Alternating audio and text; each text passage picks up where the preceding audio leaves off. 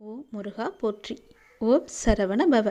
என் அன்பு குழந்தையே, தை பிறந்தால் வழி பிறக்கும். அதுபோல தை பிறந்ததுமே தைப்பூசத்திற்கான நன்னாளும் நம் கண்கள் தேடும்.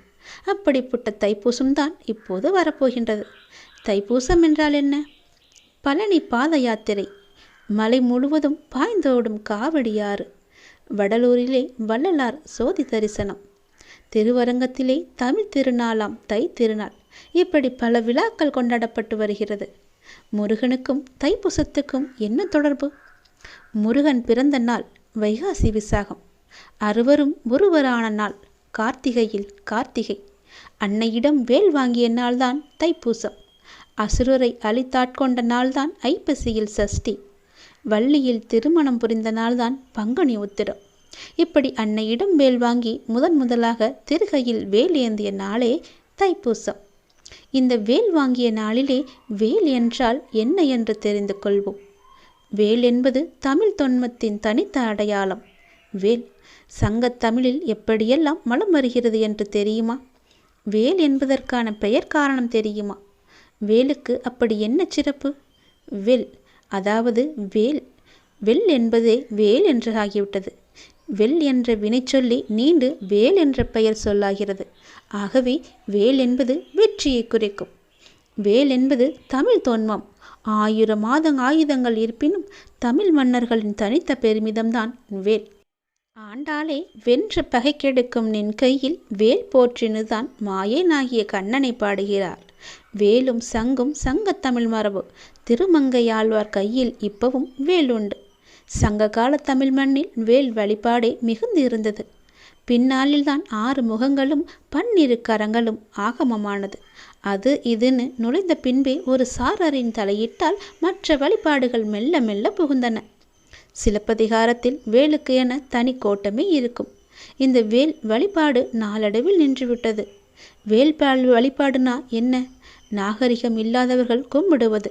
விக்கிரகாதி மந்திர வழிபாடே நாகரிகம் என ஆகி பல தொன்மையான கோயில்களில் முருகன் சிலையே இருக்காது.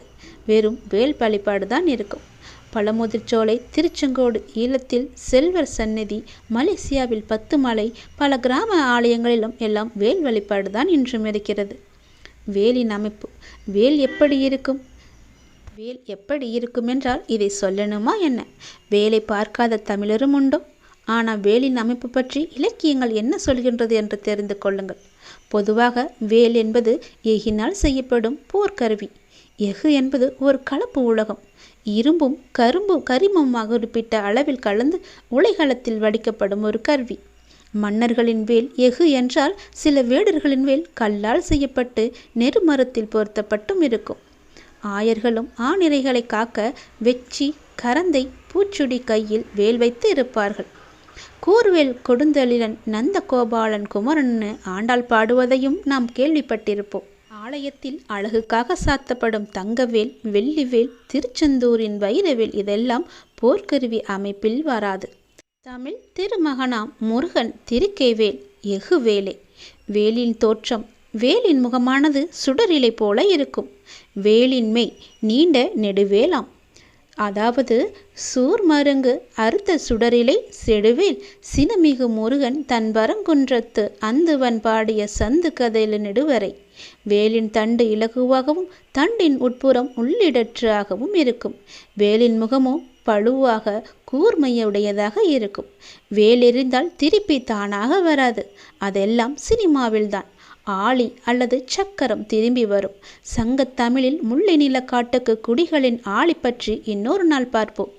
வேலும் ஈட்டியும் ஒன்றா என்றால் பார்ப்போமா? வேலையும் ஈட்டியும் வேறு வேறு ஆயுதங்கள். வேலின் முகமானது அகன்று விரிந்து இருக்கும். ஈட்டியின் முகமானது அகலாது குறுகி இருக்கும்.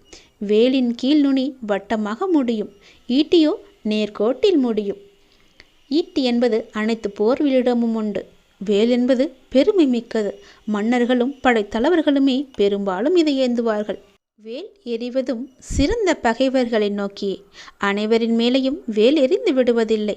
காண முயலெய்த அம்பினில் யானை பிழைத்த வேல் ஏந்தலேனது என்ற குறளை இதற்கு சான்று. முயலுக்கு அம்பும் யானைக்கும் வேலும் தான் இதனுடைய பொருள். வேலின் சிறப்பு பெயர்கள் என்ன தெரியுமா?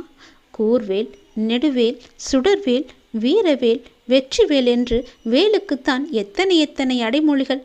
வீரவேல் தாரவேல் விண்ணோர் சிறை மீட்ட தீரவேல், செவ்வேல் திருக்கைவேல் வாரி குளித்தவேல், கொற்றவேல் சூர்மார்பம் குன்றும் துளைத்தவேல். இப்படி வேல் ஒன்றே நமக்கு துணையாக இருக்கும். வேலும் மயிலுமே நமக்கு எப்பொழுதும் துணை இருக்கும். உனது கஷ்டங்களிலிருந்து விடுதலை பெற கேட்கின்றாய் அல்லவா?